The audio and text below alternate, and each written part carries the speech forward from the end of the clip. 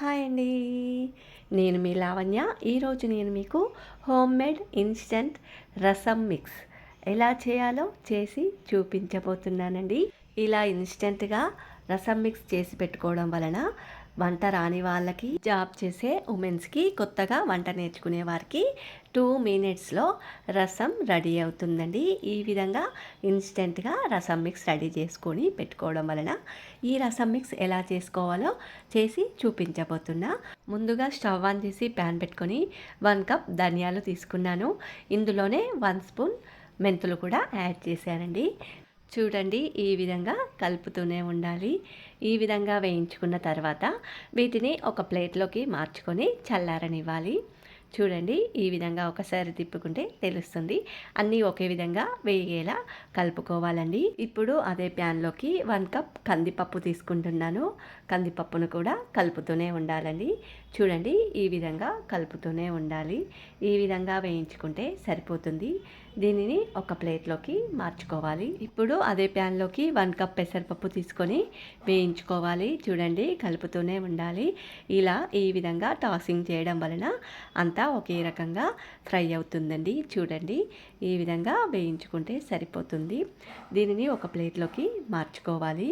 ఇప్పుడు అదే ప్యాన్లోకి 2 స్పూన్స్ మిరియాలు తీసుకున్నాను. ఈ మిరియాలను కూడా కలుపుతూ వేయించుకోవాలండి. ఈ విధంగా వేయించుకుంటే సరిపోతుంది. ఒక ప్లేట్లోకి మార్చుకోవాలి. ఇప్పుడు 5-6 ఎండుమిర్చి తీసుకున్నాను. మిరియాలు యాడ్ చేసాం కాబట్టి ఎండుమిర్చి సరిపోతాయండి. కారం ఎక్కువ తినేవారైతే ఇంకా కొన్ని యాడ్ చేసుకోవచ్చు. ఓకేనండి, ఇలా ఉంటే సరిపోతుంది. ప్లేట్లోకి తీసుకొని చల్లారనివ్వాలి. ఇప్పుడు ఒక పెద్ద నిమ్మకాయ సైజ్ అంతా చింతపండు తీసుకున్నానండి. చూడండి, ఈ విధంగా ఎలాంటి నారలు కానీ పొట్టు కానీ లేకుండా చూసుకొని వేయించుకోవాలండి. ఇలా వేయించుకుంటే సరిపోతుంది. దీనిని ఒక ప్లేట్లోకి మార్చుకొని చల్లారనివ్వాలి. ఇప్పుడు 12 వెల్లుల్లి రెబ్బలు తీసుకున్నాను.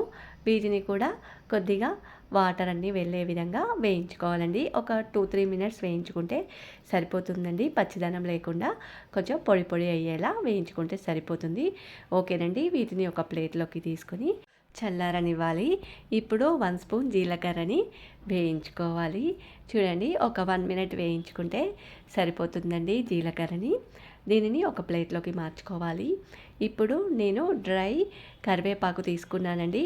పచ్చిదైతే వేయించుకోవడానికి టైం పడుతుంది కదా, నేను ఇలా డ్రై చేసి పెట్టుకున్నాను. దీనిని ఒకసారి స్టవ్ ఆఫ్ చేసి ప్యాన్ మీద వేసుకుంటే సరిపోతుందండి.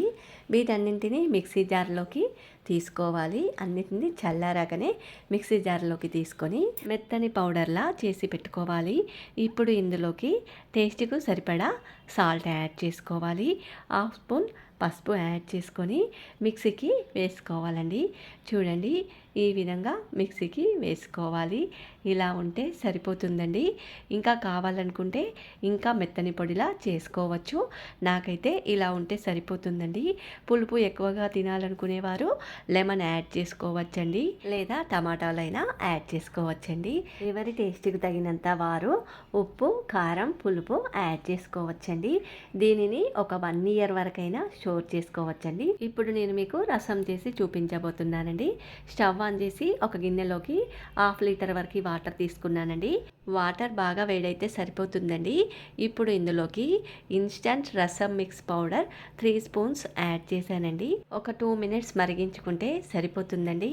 స్టవ్ మీడియం ఫ్లేమ్లో పెట్టి మరిగించుకోవాలి. మీకు టైం ఉండి ఇంకా ఎక్కువ టేస్ట్ కోసం, ఎక్కువ తాజాదనం కోసం ఒక రెమ్మ కరివేపాకు, 2 స్పూన్స్ కొత్తిమీర, 5-6 వెల్లుల్లి రెబ్బలని కచ్చపచ్చగా దంచి యాడ్ చేసుకుంటే రసం మిక్స్ చాలా టేస్టీగా, చాలా ఫ్రెష్గా అనిపిస్తుందండి. చూడండి, మీకు టైం ఉంటేనే ఇలా యాడ్ చేసుకోండి, లేదంటే యాడ్ చేసుకోని అవసరం లేదు, సరిపోతుందండి. కొద్దిగా టేస్ట్కి తగినంత వాటర్ని బట్టి మీరు సాల్ట్ యాడ్ చేసుకోవచ్చు.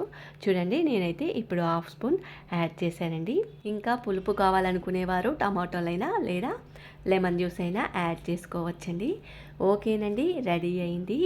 ఇన్స్టంట్ రసం మిక్స్ రెడీ అయిందండి.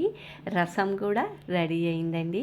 ఓకేనండి, దీనిని ఒక సర్వింగ్ బౌల్లోకి మార్చుకోవాలి. రసం మిక్స్ని ఈ విధంగా తయారు చేసుకొని ఒక ఎయిర్ టైట్ జార్లో స్టోర్ చేసుకుంటే 1 ఇయర్ వరకైనా వాడుకోవచ్చండి.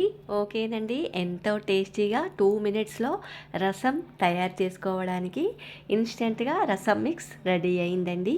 ఓకేనండి, నా వీడియోస్ మీకు నచ్చినట్లయితే లైక్ చేయండి, షేర్ చేయండి.